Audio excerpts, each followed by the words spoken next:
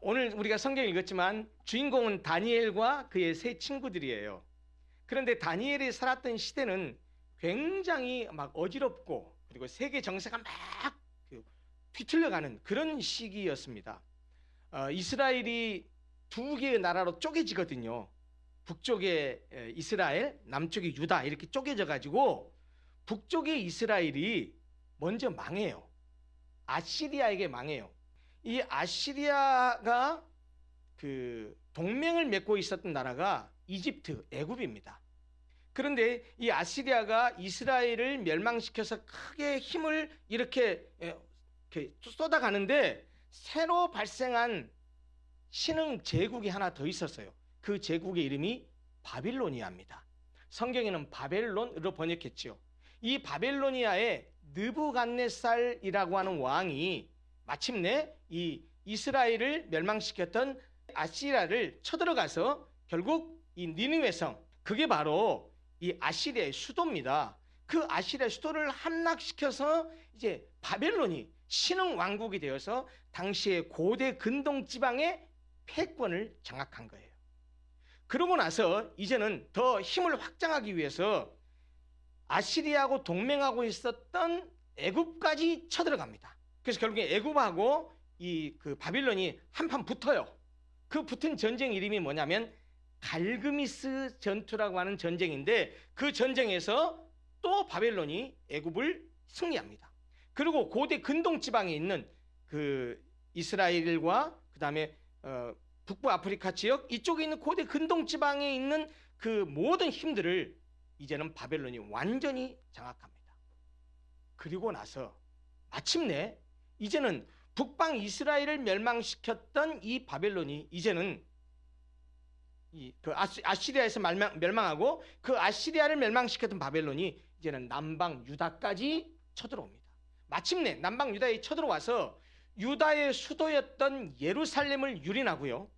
그 예루살렘 안에 있었던 성전에 있었던 기물들, 지금 우리가 매일 새벽에 매일 묵상 말씀으로 레위기를 보고 있는데 레위기 보기 전에 출애굽기를 봤었어요. 출애굽기를 보면 하나님께서 모세를 통해서 성전을 만들라고 하고 성전 안에 성막을 만들라고 하고 그 안에 여러 가지 기구들을 뭐 금촛대, 분향단 뭐 이런 여러 가지 것들로 만들라고 했는데 그런 것들을 성전의 기물들을 이 바벨론 사람들이 다 취해가지고 자기들 나라의 그 자기의 신들을 믿는 그 신전에다가 갖다 놓은 거예요.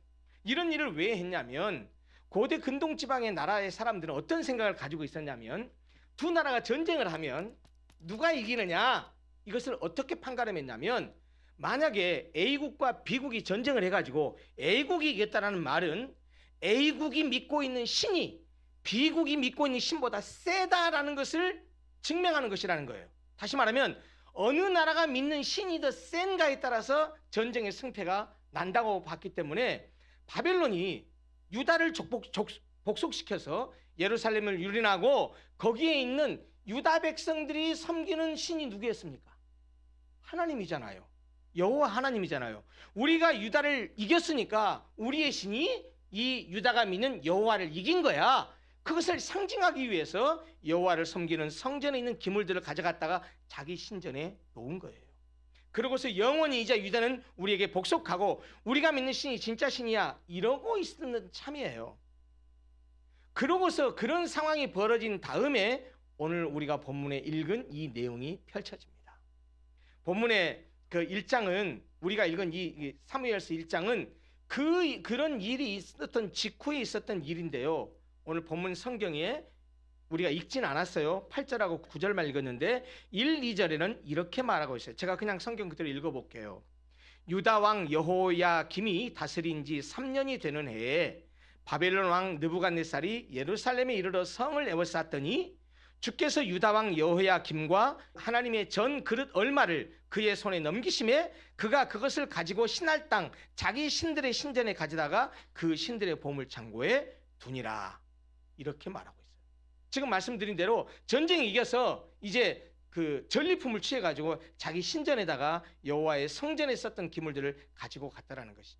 그 다음에 이제 이 바벨론의 느부갓네살 왕이 그가 이 복속했던 유다 지역을 완전히 통치를 할 뿐만 아니고 그 사람들 중에 귀족과 왕족들을 포로로 데리고 갔어요. 포로로 데리고 간 다음에 느부갓네살 왕이 오늘날로 말하면 비서실장과 같은 사람에게 명령을 했어요. 아스부나스라는 이름을 가지고 있었는데 성경에는 환관장이라고 번역되어 있습니다. 대통령제로 말하자면 대통령 비서실장과 같은 사람이에요. 아까 우리 쉬운 성경에는 내시의 우두머리라고 말했는데요. 환관장이라는 말이 우리나라 옛날 조선시대로 말하면 그렇게 내시의 우두머리가 맞습니다. 오늘날 대통령제로 말하면 비서실장 같은 사람이에요. 그 사람에게 명령을 합니다. 명령해서 어떻게 하냐면 유다를 복속한 다음에 왕족과 귀족들을 포로로 데리고 왔잖아요. 데리고 온 포로 가운데 늙은 사람 말고 젊은이들, 청소년들 가운데 아주 엘리트만 선발을 해서 교육을 시키라는 거예요. 그들을 보면 어떤 사람들을 선발하라고 했냐면 앞절에 4절에 이렇게 말하고 있어요. 이렇게 말해요. 흠이 없고 용모가 아름다우며 모든 지혜를 통찰하며 지식에 통달하며 학문에 익숙하여 왕궁에 설 만한 소년을 뽑아오라는 거예요. 오늘날 우리식으로 말하자면 엄친아, 외모로는 짐승남, 머리로는 멘사클럽에 가입할 정도의 사람, 이런 정도의 사람을 선발해 가지고 데리고 오라는 거예요. 그리고 선발해서 데리고 온 그 사람들을 어떻게 하느냐? 아주 특별한 예우를 합니다. 그들을 어떻게 했냐? 당대 최고의 학문이었던 갈대아 지역의 신학, 철학, 인문학, 자연과학, 천문학 등 뿐만 아니고 세계 공용어에 있었던 아람어까지 배우게 했습니다. 그뿐만이 아니에요. 그들은 먹는 음식까지 달리하라는 거예요. 어떻게 했느냐? 왕이 먹는 음식, 왕이 먹는 음식, 왕이 마시는 포도주를 그들로 하여금 먹게 하라는 거예요. 그렇게 해서 이런 특권을 줘서 3년 동안 교육을 시키라는 겁니다. 쉽게 말하면 3년 동안 국비 장학생으로 모든 것을 지원할 테니까 그런 엘리트를 뽑아서 잘 교육하라는 거예요. 그 다음에 뭐 하려고 그렇게 포로로 잡아온 유다 백성들을 그렇게 하려고 했을까요? 나중에 왕궁에서 써먹으려고 했던 거예요. 인재를 키워가지고 그 인재를 왕궁에서 써먹으려고 그렇게 했다는 것이죠. 그런데 그때 선발된 사람들 가운데 누가 끼어있냐? 오늘 본문의 주인공 누구요? 다니엘이 끼어 있었어요. 이 다니엘 뿐만 아니고 그의 세 친구가 누굽니까? 이름이 하나냐, 미사엘, 아사랴. 이 세 친구가 아주 함께 이 네 명이 아주 친한 친구였나 봐요. 그런데 오늘 본문에는 주로 다니엘이 주로 주인공으로 등장하죠. 이들이 바벨론의 포로로 끌려왔던 시기에 이들의 나이가 몇 살쯤 됐느냐? 14살쯤 됐어요. 이 당시에 한 14살 정도, 14살, 5살 정도로 추정이 돼요. 그래서 오늘 우리 주보에도 제가 앞에 항상 그 설교 말씀과 관계된 이 사진을 올려놓는데 여기 보면 금방 아실 수 있을 거예요. 왼쪽에 있는 사람이 누구 같아요? 환관장 아스부나스고 그 앞에 그 하얀색 옷 입고 이렇게 하고 있는 게 뭐냐? 나 안 먹습니다. 그 얘기하는 다니엘이고 그 나머지 세 사람이 다니엘의 세 친구예요. 얼핏 봐도 좀 14살보다는 더 먹어 보이죠? 아무튼 젊어 보이죠? 굉장히 젊었어요. 나이를 추정해 보면 14살, 5살 정도 청소년기였을 것으로 추측이 됩니다. 그런데 이 다니엘과 그의 세 친구를 이 아스부나스가 선택한 다음에 맨 먼저 한 일이 뭐였는지 아세요? 이름 바꾸는 거였어요. 이름을 바꿨어요. 사실 다니엘, 그 다음에 그의 세 친구 아사랴, 하나냐, 미사엘, 이 모든 세 친구의 이름도 전부 다 하나님과 관계된 이름이에요. 제가 찾아보니까 이런 뜻이에요. 다니엘은 이름 가운데 엘이 들어가면 하나님이란 뜻이에요. 엘 자체가. 다니엘 이 말은 하나님께서 심판하신다라는 뜻이에요. 그런데 이 다니엘을 벨드사살로 바꿔요. 벨드사살이라는 이름이 뭐냐? 벨이여 그의 생명을 보존하소서라는 뜻인데 여기서 벨이 누구냐면 바벨론 사람들이 믿고 있는 신 중에 하나예요. 뿐만이 아니에요. 하나냐는 하나님은 자비로우시다 라는 뜻이에요. 이름에 하나님이라는 의미가 들어가 있잖아요. 그런데 사드락으로 바꿨는데 그 사드락이라는 이름 뜻은 태양의 영감으로 라는 뜻인데 바벨론 사람들은 태양을 신으로 섬겼어요.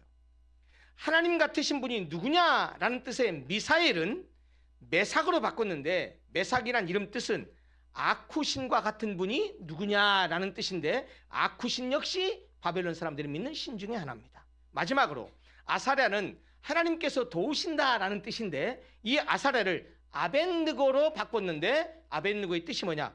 느고의 종이란 뜻입니다. 느고 역시 바벨론 사람들이 믿고 있는 신 중에 하나입니다.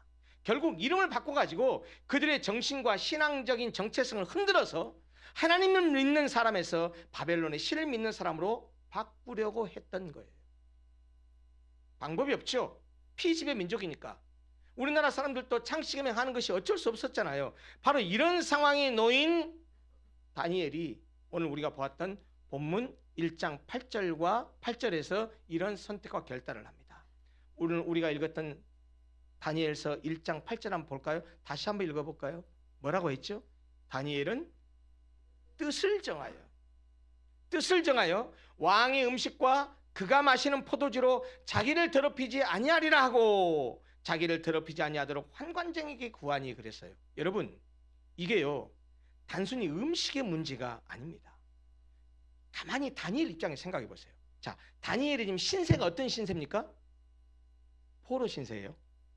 포로로 끌려왔는데 그런데 정말 기가 막힌 선택을 받은 거 아닙니까? 많은 포로가 끌려오면 노예로 사는 것이 일반적인데 그 포로 가운데 엘리트로 뽑혀가지고 왕궁에서 3년 동안 그런 기가 막힌 특권을 받으면서 교육을 받고 나면 이제 그의 미래는 창창하게 열릴 거예요.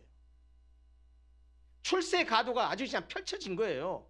오늘날로 말하면 좋은 대학 나오고 좋은 직장에 가서 돈 많이 벌고 그리고 높은 자리에 갈 수 있는 그런 조건이 갖춰진 거예요. 어떻게만 하면. 왕궁에서 하는 교육을 제대로 3년 동안 잘 받기만 하면.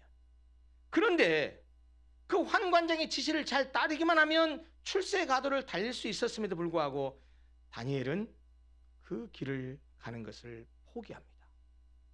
그리고 뜻을 정했어요. 그가 정한 뜻이 뭐였습니까? 왕이 정해진 음식과 포도주를 마시지 않겠다라는 거예요. 왜 그랬을까요? 이유는 이렇습니다. 여러분, 이스라엘 백성들은 하나님께서 율법을 통해서 먹을 수 있는 음식, 먹어서는 안 되는 음식을 율법을 통해서 정확하게 가르쳐 주셨어요.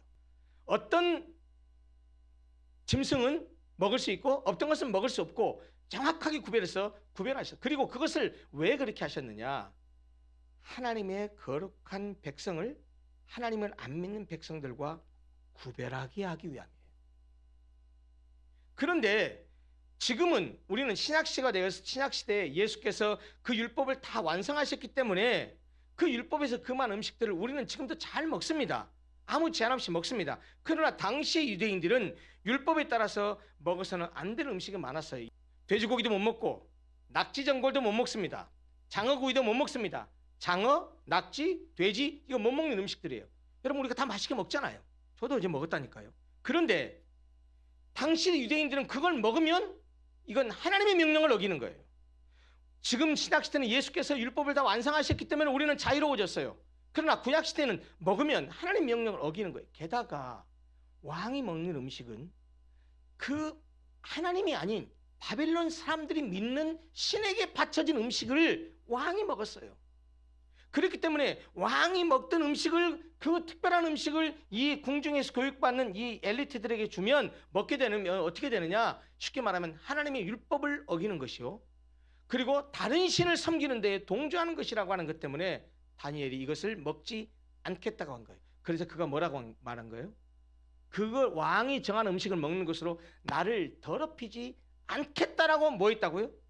뭐를 했어요? 뜻을 정했단 말이에요. 결심했다라는 말이에요. 마음을 굳게 먹었다라는 거예요.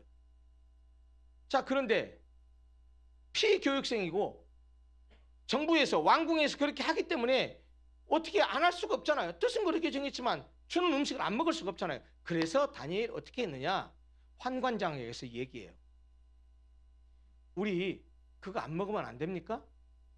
우리 그냥 채식만 할 수 있게 해주십시오. 물만 먹게 해주십시오. 라고 부탁을 했더니 그 환관장이 뭐라고 말하는? 야, 너 나 죽일 작정이냐? 너 만약에 그렇게 채식만 하면 다른 애들은 전부 다 왕이 주는 그 기름진 음식 먹고 진수성찬 산의 진미를 먹으면 얼굴이 포동포동하고 얼굴 색깔도 좋을 텐데 너 채식만 하고 물만 먹으면 빼빼 말라 비틀어질 거 아니야. 그러면 분명히 왕이 나한테 이놈들 왜 이러니? 라고 책임을 물으면 나 죽을지도 몰라. 안 돼, 안 돼. 그러니까 다니엘이 다시 이제 그 환관장 아스보나스가 감독하고 있는 이들을 감독하는 감독에게 다시 부탁합니다. 그러면서 이렇게 제안합니다. 감독님, 열흘만 테스트 한번 해보십시다. 열흘만 왕이 주는 음식과 포도주를 먹지 않고 채식만 하고 물만 먹은 다음에 열흘 후에 다른 이 왕이 주는 음식을 잘 먹는 다른 사람들과 우리의 건강 상태 얼굴을 비교해서 만약에 우리 얼굴이 정말 그 왕이 주는 음식을 먹은 사람보다 형편없으면 그러면 그때는 우리도 왕이 주는 음식을 먹겠습니다. 10일만 테스트해 주십시오. 제발 좀 한 번만 기회해 주십시오. 그러니까 이 감독이 이 다니엘의 제안을 받아들여요. 그리고 열흘 동안 테스트했어요. 어떻게 했다고요? 같이 선발된 모든 엘리트들은 다 왕이 주는 음식을 먹고 포도주를 먹습니다. 그런데 다니엘과 그의 세 친구는 채식만 했고 물만 먹었어요. 왕이 주는 음식, 율법으로 금한 음식, 그 다음에 다른 신에게 제사 드리는 그 음식 먹지 않았어요. 그리고 포도주 먹지 않았어요. 그러고서 채식만 하고 물만 먹은 후에 열흘 후에 정말로 이제 그룹이 A그룹, B그룹이잖아요. 왕이 주는 음식을 먹은 그룹이 A그룹이라면 B그룹은 채식하고 물만 먹은 그룹, 다니엘과 세 친구 그룹인데 비교해 봤더니 어머나 이게 웬일입니까? 왕이 준 산의 진미와 진수성찬을 먹지 않고 채식만 하고 물만 먹었던 다니엘과 그의 세 친구가 이 왕의 음식을 먹었던 사람보다 얼굴이 더 번지르르하고 훨씬 낯색이 좋고 더 건강한 거예요. 그래서 어떻게 됐을까요? 그 이후로도 쭉 채식을 먹고 물을 먹었어요. 이게 오늘 본문의 내용인데요. 우리는 지금 8절과 9절만 이야기했는데 그 뒤에 보면 1장 마지막 부분에 가면 이제 어떤 일이 있냐면, 자 여러분, 이렇게 해서 다니엘과 세 친구가 왕의 음식을 먹지 않고 채식과 물만 먹었는데, 자 몇 년 동안 이렇게 교육한다 그랬죠? 3년을 교육했어요. 하루 이틀이 아니고 3년을 그렇게 해서 3년의 기간이 다 지났어요. 열심히 궁중에서 교육을 받았어요. 그 다음에 교육받은 다음에 어떻게 했냐? 이 바벨론 왕 느부갓네살이 교육받은 모든 사람들 직접 면접합니다. 얼마나 교육을 잡았는지 직접 면접을 받고 면접을 보고 이제 테스트를 해봤더니 다니엘과 세 친구가 다른 어떤 사람보다 뛰어났다라고 하는 것을 발견하게 돼요. 오늘 성경을 제가 읽어볼게요. 17절에 뭐라고 말하냐면, 아까 다니엘과 세 친구가 채식만 먹고 물만 먹었다고 했는데 그 이후에 얘기해. 17절, 하나님이 이 네 소년에게 학문을 주시고 모든 서적을 깨닫게 하시고 지혜를 주셨으니 다니엘은 또 모든 환상과 꿈을 깨달아 알더라. 다시 말하면 이렇게 신앙적 결단을 했었던 이 다니엘과 세 친구에게 하나님께서 복을 주시고 은혜를 주셔서 다른 사람보다 더 똑똑하게 하시고 다른 사람보다 더 공부도 잘하게 하시고 다른 사람보다 훌륭한 지혜도 주시고 게다가 다니엘은 환상과 꿈을 깨달아 아는 능력까지 주셨다라는 거예요. 거기서 끝나잖아요. 방금 말씀드렸지만 느부갓네살 왕이 이제 다 면접을 합니다. 자 18절에 이렇게 말해요. 왕이 말한 대로 그들을 불러들일 기한이 찼으므로 3년이 다 지난 거예요. 환관장이 그들을 느부갓네살 앞으로 데려가니 왕이 그들과 말하여 보매 무리 중에 다니엘과 하나냐와 미사엘과 아사랴와 같은 자가 없으므로 그들을 왕 앞에 서게 하고 왕이 그들에게 모든 일을 묻는 중에 그 지혜와 청명이 온 나라 박수와 술객보다 10배나 나은 줄을 아니라. 무슨 말이에요? 3년이 지나고 나서 느부갓네살 왕 자신이 면접을 해봤더니 누가 제일 뛰어나더라고요? 다니엘과 그의 세 친구가 제일 뛰어나다는 사실을 확인한 거예요. 그리고 이제 그들을 인재로 등용한 거예요. 마지막 21절이 너무 기가 막힌 말입니다. 21절 이렇게 말해요. 다니엘은 고레스 왕 원년까지 있으니라. 이게 왜 대단한 말이냐면요, 다니엘과 세 친구가 이제 그렇게 뛰어나니까 엘리트 중에도 더 뛰어나니까 등용이 돼서 고위 관직에 일을 하게 돼요. 이제 이 스토리는 그 뒤에 가면 다 나오는데, 그런데 그 다니엘이 고위 관직에 올라서 언제까지 그 일을 했느냐? 고레스 왕 원년까지 고위 관료로 머물렀다라는 거예요. 그럼 고레스 왕이 누구냐? 왕조가 바뀌었습니다. 바벨론도 나중에 망해요. 바벨론도 어느 나라에 멸망하느냐면 성경에 메데파사라고 번역되어 있는데 세계사에서는 페르시아입니다. 페르시아는 오늘날의 이란이에요. 페르시아에 의해서 망하는데 그 페르시아의 첫 왕이 고레스 왕입니다. 다시 말하면 바벨론이 통치하는 기간 동안에 계속해서 그 나라의 재상으로 일을 했었고, 나라가 멸망하고 다른 나라가 섰음에도 불구하고 그 첫 번째 왕 고레스 왕 때까지도 고위의 관직에 머물렀다라는 거예요. 여러분, 이게 어떻게 가능했을까요? 오늘 우리가 보았던 1장 9절 말씀은 이렇게 말했어요. 환관장에게 그렇게 부탁을 하니까 9절, 하나님이 다니엘로 하여금 환관장에게 은혜와 긍휼을 얻게 하신지라. 여러분, 결국 그들이 채식을 먹게 된 것도 궁극적으로는 감독에게 부탁하고 감독이 허락하고 감독이 환관장에게 보고했을 것이고 환관장도 허락했기 때문에 그런 일이 있었을 거 아니에요. 그런데 그런 일이 어떻게 가능했다고요? 하나님이 주어가 하나님이에요. 하나님이 다니엘로 하여금 긍휼을 얻게 하셨다고 말해요. 이 말은 무슨 말이냐면 다니엘이 그렇게 뜻을 정하여 자기의 신앙 고백을 하고 그렇게 하나님을 선택한 그 이후에 펼쳐진 모든 일들도 하나님께서 그에게 은혜를 베푸셔서 그런 일이 가능했다는 거예요. 그가 지혜가 출중하고 학문이 뛰어나고 그리고 꿈을 해몽하고 이런 능력까지 있게 된 거, 그리고 바벨론 왕 시기에 그가 큰 나라의 일을 할 뿐만 아니고 왕조가 바뀌어도 그 다음 페르시아 그 왕조에서도 고레스 왕 원년까지 높은 자리에 있게 된 것이 다 무엇 때문이라는 거예요?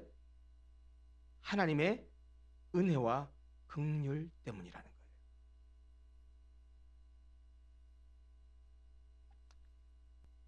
우리 유초등부 어린이들, 중고등부 청소년들, 다니엘처럼 뜻을 정하는 사람들이 되었으면 좋겠어요. 이것은 그리고 단지 비단 중학생, 고등학생, 초등학생들 다음 세대만 해당되는 것이 아니고 우리 모든 장년 세대들에도 마찬가지입니다. 뜻을 정해서 하나님 앞에 신앙적인 뜻을 좀 정했으면 좋겠어요. 바람에 흔들리는 그런 갈대처럼 왔다리 갔다리 그냥 내가 무엇을 위해서 사는지 전혀 생각 없이 교회를 습관적으로 다니는 그런 신앙이 아니고 하나님 중심적인 신앙생활을 했으면 좋겠다는 생각이 너무나도 간절합니다. 여러분, 우리는 지금 너무나 어지럽고 혼탁한 세대에 살고 있어요. 악하고 음란한 세대에 살고 있어요. 그냥 오늘날 세대가 그러잖아요. 돈을 위해서라고 한다면 생각할 수 없는 끔찍한 일들을 저지르는 세대가 되고 말았어요. 우리가 하나님을 믿는 사람들이라고 해서 그런 세상과 다른 세상에서 살지 않아요. 그런 세상에 똑같이 살아요. 아니, 그런 세상에 살 수밖에 없어요. 우리도 그런 사람들 속에 섞여 살아요. 사실 우리가 사는 삶의 현실을 보면 바벨론의 포로로 끌려간 다니엘이 사는 삶의 현실과 다르지 않는 것 같아요. 무슨 말이냐? 그들은 다니엘과 세 친구의 이름까지 바꿔가면서 그들을 바벨론화하려고 했습니다. 오늘날 우리가 사는 이 세상도, 이 세상의 문화도 하나님의 백성인 우리의 정체성을 흔들어 놓고 우리를 세속화시키려고 합니다. 교회 안에서는 멀쩡한 집사, 권사, 장로, 목사로 불리지만 세상에 가면 세상은 우리의 정체성을 흔들어서 그들과 자기들과 똑 다름이 없는 그런 삶을 살도록 집사도, 권사도, 장로도, 목사도 유혹합니다. 그러기에 우리도 다니엘과 같은 믿음의 결단과 결심이 필요하다는 거예요. 다음 세대들, 젊은이들에게만, 어린이들에게만 이 결단하는 것이 필요한 게 아니고 우리 장년들도 똑같습니다. 하나님의 백성인 나 자신을 더럽히지 않으리라는 뜻을 정해야 된다는 거예요. 그것이 손해보는 것 같고 어리석어 보이고 위험해 보이기까지 할 수 있습니다. 그러나 하나님을 믿는 하나님의 사람답게 뜻을 정하고 살아야 됩니다. 여러분, 다니엘이 뜻을 정하여 왕의 진미와 포도주로 자기를 더럽히지 아니하리라고 결심했을 때 여러분, 그것을 요청한 것은요, 죄송합니다, 좀 속된 말로 말하면 죽으려고 환장한 짓이에요. 왕의 명령이잖아요. 왕의 명령이잖아요. 나 안 먹겠습니다. 이 말은 무슨 말이에요? 왕의 명령 거역하겠다는 말이죠. 만약에 왕이 이것을 괘씸하게 여기면 죽일 수도 있는 상황이에요. 더군다나 포로 주제에. 그런데도 다니엘은 뜻을 정했어요. 나는 결단코 이런 하나님께서 금하신 음식을 먹어서 내 몸을 더럽히지 않겠다. 내 신앙 양심을 더럽히지 않겠다라고 결심한 거예요. 그 꼬맹이 14살짜리 청소년이 말이죠. 뜻을 정하면 전부 다 목사들한 얘기입니까? 아닙니다. 그 얘기 아닙니다. 제가 말씀드리는 것은 그 얘기가 아니에요. 믿음 좋으면 전부 다, 믿음 좋은 사람이 전부 다 목사 되고 전부 다 선교사 되면 지구는 누가 지키겠어요? 독수리 의용자가 있어야 지구를 지킬 거 아닙니까? 은혜 받고 믿음 있으면 다 목사 되고 다 선교사 되면 누가 정치를 하고 누가 경제를 하고 누가 교육계 일을 해요? 믿음 좋은 사람이 사업도 하고 믿음 좋은 사람들이 교사도 되고 믿음 좋은 사람이 방송국 PD도 되고 믿음 좋은 사람이 장사도 잘하고 이래야 될 거 아니겠습니까? 믿음 좋은 사람들이 환자를 치료하는 의사도 되고 그래서 하나님의 사랑으로 그렇게 해야 될 거 아니에요? 그래서 하나님 나라를 이루어야 될 거 아닙니까? 그중에 어떤 사람은 목사가 되는 거죠. 여러분 제가 늘상 그렇게 말씀드리지만 목사만 성직이 아니라는 거예요. 하나님의 이름으로 일하는 모든 것이 성직이에요. 고깃집 사장님도 목사와 같은 성직자예요. 왜요? 고깃집 사장님이 고객을 모시면서 그들을 정말 극진히 섬기고 좋은 양질의 고기를 대접하고 그러면서 사는 것, 그것이 이 사회를 밝게 만드는 것 아니겠냐라는 거예요. 여러분 제가 말씀드린 것은 뜻을 정하라는 것은 우리 어린이들도 그렇고 우리 장니들도 그렇고 내가 어떤 삶을 살아야 되는지, 내가 어떤 사람인지, 하나님께서는 우리에게 은혜를 주셨는데 우리는 그러면 이 세상을 위해서 어떤 사람으로 살아가야 되는지, 하나님을 향해서 어떤 믿음으로 살아가야 되는지에 대한 뜻을 정해야 된다는 겁니다. 세상 보세요. 여러분 혹시 공부하는 자녀들에게 이렇게 말하지 않습니까? 야 임마, 공부 안 하는 자녀들에게 야 공부해서 남 주냐? 제발 좀 공부 좀 해라. 여러분 그렇게 말하지 마세요. 앞으로는 말 바꾸세요. 야 열심히 좀 공부해라. 그래서 좀 남 줘라. 여러분 공부해서 남 주는 거예요. 벌어서 어디다 쓸 겁니까? 벌어서 혼자 자기 배만 위해서 살겠습니까? 그 많은 재산 나중에 어디다 쓸 겁니까? 좀 나누고 베풀고 쓰세요. 벌어서 나누세요. 성경이 그렇게 말해요. 이 세상은 살아남기 위해서 그냥 아둥바둥하고 무한 경쟁 시대에 그냥 이기기 위해서 남을 짓밟아야 되고 내가 손에 쥐어야 되고 다 그렇게 얘기하잖아요. 그래서 우리 자녀들도 그렇게 가르치려고 하잖아요. 야, 너 꼭 스카이 가야 돼. 스카이 가서 뭐 하자고요? 아, 가면 좋죠. 그런데 꼭 스카이 가면 성공합니까? 중요한 게 뭐냔 말이에요. 돈을 많이 벌면, 그래 돈 많이 벌면 좋죠. 그거 나쁜 거 아니잖아요. 그런데 그게 우리의 인생의 목적은 아니잖아요. 적어도 성경은 그렇게 말하지 않잖아요. 여러분, 오늘 우리 어린이들, 청소년들, 그리고 우리 모든 성도들에게 꼭 이 말씀을 드리고 싶습니다. 뜻을 정한 다니엘처럼 우리도 좀 그런 뜻을 정하고 그렇게 살아가십시다. 내가 이것이냐 저것이냐 가운데 뭘 선택해야 되는지. 여러분 인생은 항상 선택이잖아요. 이것이냐 저것이냐. 여러분 옛날에 이회자가 그 프로그램이 있었죠. MBC에서. 응? 이것이냐 저것이냐. 이것을 선택하면 어떻게 되고 이것을 하면 저렇게 되고. 우리는 미래를 모르죠. 그러나 적어도 믿음의 사람이라고 한다면 항상 선택을 할 때 하나님을 선택해야 되고 신앙적인 선택을 해야 될 것 아니겠냐라는 거예요. 왕의 진미와 포도주로 자기를 더럽히지 아니하리라라고 뜻을 정한 다니엘이 죽을지도 모르는 결단을 하고서 믿음의 선포를 하고 그렇게 행동했던 이유가 뭐겠습니까? 내가 이런 결단을 하고 이렇게 하나님 앞에 믿음을 보이면 하나님이 나와 함께 하실 것이다. 하나님이 나를 지키실 것이다. 그런 믿음이 있었기 때문이죠. 여러분 그러니까 다음에 나오지만 여전히 예루살렘을 향해서 기도했던 것 때문에 사자굴 속에 들어가잖아요. 그래도 죽지 않고 구원받잖아요. 여러분 그것이 우리의 믿음이에요. 믿음은 이성을 초월합니다. 믿음은 과학을 초월하고 믿음은 우리의 인간의 생각을 초월해요. 하나님이 그런 분이에요. 여러분 하나님 믿는 하나님의 백성으로서 정말 뜻을 정하고 살아가시기 바랍니다. 그 뜻은 하나님께서 여러분들에게, 성령께서 여러분들에게 각양각색의 뜻을 정하게 하실 것입니다. 이것이냐 저것이냐 가운데 이것이 신앙적인 것인지, 이것이 세상적인 것인지, 이것이 하나님께서 기뻐하실 것인지 그러지 않을 것인지는 우리의 양심이 너무나 잘 알아요. 늘 성령께 도움을 구하면서 하나님, 내가 하나님을 선택하게 해주십시오. 신앙의 뜻을 정하게 해주십시오. 그래서 하나님을 기쁘시게 하는 삶을 살게 해주십시오 라고 그렇게 기도하고 그런 선택을 하시기 바랍니다. 끝으로 우리 청소년들에게, 우리 주일학교 어린이들에게 꼭 부탁드리고 싶습니다. 뜻을 정한 다니엘이 결과가 어떻게 됐냐라는 거예요. 다른 어떤 사람보다 뛰어난 사람이 됐습니다. 그리고 느부갓네살 왕이 다니엘을 등용해서 그 나라가 멸망할 때까지 고위 관직에 있었습니다. 멸망한 후에도 다음 왕조에도 고레스 왕 원년까지도 이 다니엘은 그렇게 높은 자리에서 귀한 직분으로서 소위 말하면 진짜로 출세하고 복받은 사람이 됐다라는 거예요. 출세하고 복받기 위해서 그렇게 하라는 말이 아니고, 우리가 믿음의 선택을 하고 그런 뜻을 정하면 하나님이 우리의 삶을 그렇게 인도하시리라는 말씀입니다. 저는 우리 모든 주일학교 어린이들, 우리 청소년들이 이런 다니엘처럼 이런 뜻을 정해서 믿음의 길을 가서 하나님께서 여러분들의 삶을 함께 하시고 복을 주셔서 멋진 인생을 살게 되기를 바라고, 나라를, 민족을, 교회를 짊어지고 가는 귀한 일꾼들, 그런 지도자들이 다 되시기를 간절히 소원합니다. 같이 기도하겠습니다.